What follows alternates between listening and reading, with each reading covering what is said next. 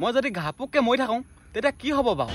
তেতিয়া প্ৰথম তোক তই মৰি থাকিলে তোক জ্বলাবলৈ নিম, গোটেইখনে পুৰা RPM দি নিম।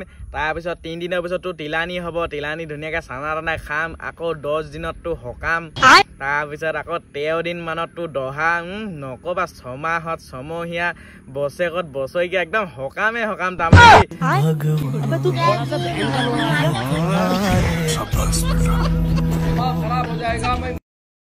মই যদি ঘাপুককে মৰি থাকোঁ তেতিয়া কি হ'ব বাৰু? তেতিয়া প্ৰথম তোক তই মৰি থাকিলে তোক জ্বলাবলৈ নিম, গোটেইখনে পুৰা RPM দি নিম।